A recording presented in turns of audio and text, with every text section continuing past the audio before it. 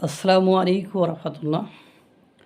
বাংলাদেশে KM নুরুল হুদা বীর মুক্তিযোদ্ধা, তাকে যে জুতাপেটা করা হলো, এই জুতাপেটা করার যে সংস্কৃতি চালু হলো, যে অপরাধের জন্য তাকে জুতাপেটা করা হয়েছে, এই অপরাধে সেনাপ্রধান থেকে শুরু করে মানে বর্তমান CECর প্রধান বা CECতে যারা কর্তব্যরত, অতীতে 1/11-এর সময় যে নির্বাচন হয়েছে সেটা বিএনপি ভাষায় সেটা ফ্রি অ্যান্ড ফেয়ার ইলেকশন নয়, বা সেটা তারা ভেটো দিয়েছিল, আমরা জানেন। এখন সেই সূত্র অনুযায়ী সাখাওয়াত হোসেন উনিও তো জুতাপেটার আওতাধীন পড়ে যান। এবং আপনারা জানেন বাংলাদেশের CEC কি স্বাধীনভাবে কাজ করতে পারে? বর্তমান CEC যেটা আছে সেটা কি স্বাধীনভাবে কাজ করতে পারছে?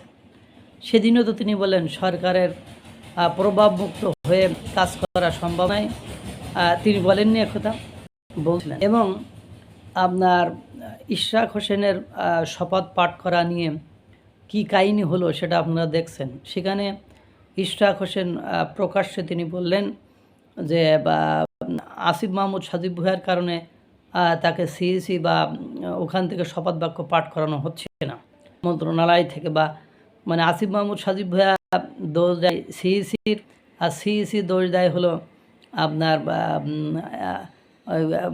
সরকারকে, অর্থাৎ মন্ত্রণালয় বা আসিফ মাহমুদ সাজিব ভুঁইয়ার ওই ডিপার্টমেন্টকে তারা দোষ দেয় বা তাদের কথা বলে।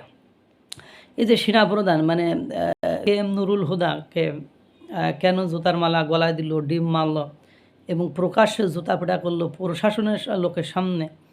কারণ হলো তিনি 18 সালের নির্বাচনকে বৈধতা দিয়েছিলেন এজন্য।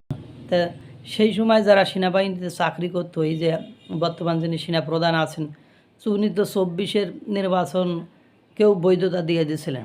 এই সেনাপ্রধান 24-এর নির্বাচনকে বৈধতা দেয়নি, দিয়েছিল তো। তাহলে এই সেনাপ্রধানকেও কি ভবিষ্যতে জুতাপেটা করা হবে? এখন দেখেন এই যে বিভিন্ন স্থানে মব ভায়োলেন্স চলতেছে, মানে মব যে সংস্কৃতি চলতেছে, এই মব সংস্কৃতির এটা আদৌ কেউ ভালো বলতে পারবেন আপনারা? পারবেন না।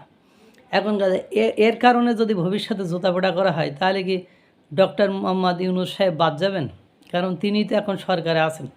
কারণ সরকারের ভেতরে অভ্যন্তরে যত অন্যায় অকর্ম সংগঠিত হয় তার দায়ভার প্রত্যক্ষ এবং পরোক্ষভাবে যিনি সরকার প্রধান থাকেন তার ঘাড়ের উপরে বর্তায়। তা বর্তমান শেষে দেশে যত রকম অন্যায়, অবিচার, অনিয়ম চালু আছে, বা আপনারা দেখেন দেশের অর্থনীতি থেকে শুরু করে আইন শৃঙ্খলা, পরিবেশ পরিস্থিতি, কোনো কিছু কি নিয়ন্ত্রণে আছে? নাই।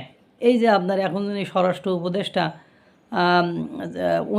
উনি ক্ষমতাচ্যুত হলে কি উনাকেও জুতাপেটা করা হবে? কারণ দেশে যে পরিমাণ ধর্ষণ বেড়ে গিয়েছে, উনার আমলেই এই যে জনগণ প্রকাশ মিডিয়ার সামনে CECর মতো ব্যক্তিকে জুতাপেটা করেছেন, তার কোনো প্রতিবাদ হচ্ছে না, বা তিনি শুধু একটা ব্রিফিং দিয়েই শেষ করলেন, তো ওনাকেও কি জুতাপেটা করা হবে? অর্থাৎ এই জুতাপেটার সংস্কৃতি থামবে কোথায়? এখনকার যিনি CEC আছেন তিনি কি স্বাধীনভাবে কাজ করতে পারছেন? তিনি তো একাধিকভাবে বিতর্কিত হয়ে গেছেন। ইতিমধ্যে আলী মজুমদার সাহেব উনি তো পাল্টি খেয়েছেন, মানে জুতাপিটা দেখেই মনে হয় পাল্টি খেয়েছেন। এখন ঘটনা কি দাঁড়াইছে? কারণ আপনারা জানেন যে বাংলাদেশের প্রশাসন এখন যে পুলিশ প্রশাসন কাজ করছে, দেখেন না এনসিপি বিপদে পড়লে বিদ্যুৎ গতিতে সেখানে যে উপস্থিত হয়। যেমন আমি স্বরাষ্ট্র উপদেষ্টার কথাই বলি, বেশি দূর যাওয়ার আমার দরকার নেই, আমি প্রয়োজনীয় উপলব্ধি করছি না। আপনি গাজীপুরে হাসনাত আবদুল্লার সাথে একটা অঘটন ঘটেছিল, এটা আপনারা জানেন। সেই অঘটনে আপনার মনে করেন রাতারাতি 57 জন না 74 জনকে অভিযান চালিয়ে সরকার গ্রেপ্তার করিয়েছিল। কিন্তু ওই একই গাজীপুরে আপনার মাওলানা রইসুদ্দিনকে পিটিয়ে হত্যা করেছিল পুলিশ, তাকে পানি দেয়নি, সব ভিডিও ফুটেজ ছিল, কিন্তু তাদের কাউকে কিন্তু গ্রেপ্তার করা হয়নি। এটা নিয়ে আহলে সুন্নাতে ওয়াল জামাত তারা অবরোধ থেকে শুরু করে মারামারি কাটাকাটি পর্যন্ত হয়েছে, স্মারকলিপি দিয়েছে, কত কিছু করেছে, কিন্তু একজনের নট এ সিঙ্গেল পার্সন, একজনকে তো গ্রেপ্তার করা হয়নি। সে অপরাধী, সে বলাৎকার হতে পারে, কোনো সমস্যা নেই।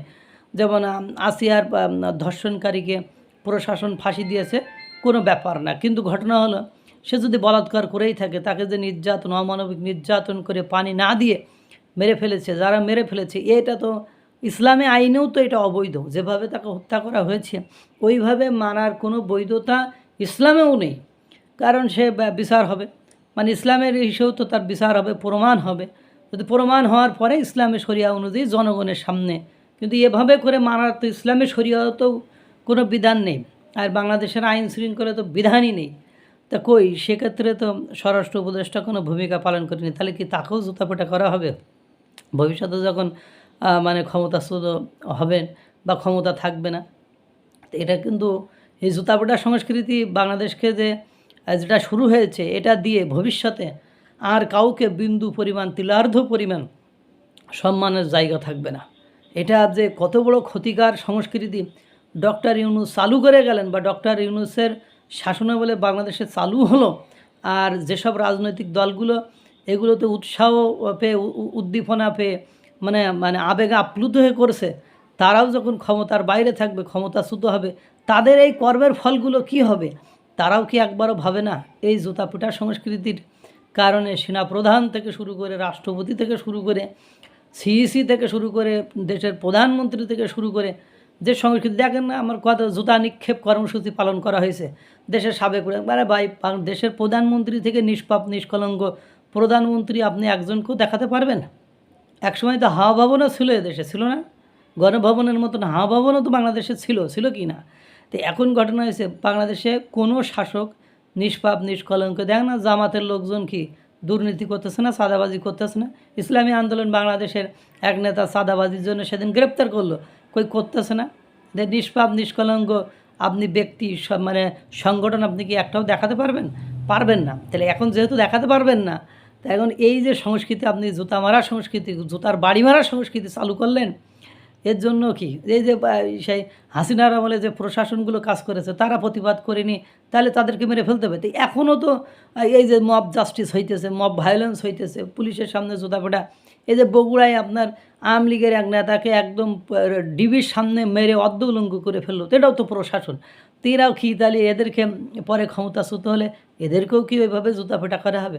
কি করলেন, কি করতেছেন, কারা এই মানে জুতাপেটার হিরো হইতে গেলেন?